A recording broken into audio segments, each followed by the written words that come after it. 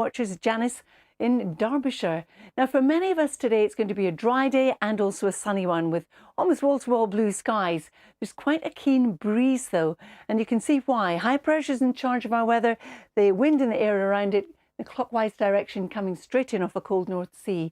We also have a weather front across parts of the Channel Islands and southwest England, and that means you'll see more cloud today with some spots of rain for a time before it moves away in the afternoon.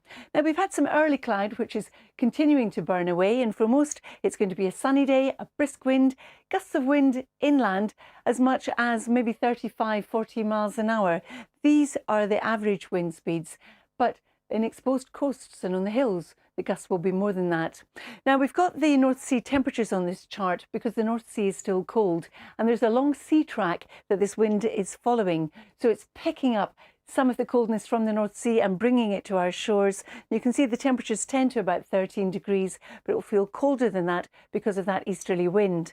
But although it's still going to be gusty as we pull further west, temperatures are that little bit higher. So 19, for example, in Cardiff. Now, as we head on through the evening and overnight, it looks like our weather front's going to take another swipe, having moved away across the Channel Islands and southwest England, introducing thicker cloud and some spots of rain. And we could well see a touch of frost across the northeast Highlands and parts of northeast England. The other thing is we'll see cloud forming where we had it this morning. So East Wales, Pennines, for example, parts of southern Scotland.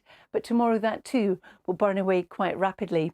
The other thing that will happen tomorrow is our weather front will continue to drag its cloud and its rain away from the southwest and the Channel Islands, so it will brighten up for you. But most of us tomorrow, blue skies, still that brisk wind, taking the edge off the temperatures, especially down the North Sea coastline. But even inland, top temperature tomorrow, though, could get up to 19 or indeed 20.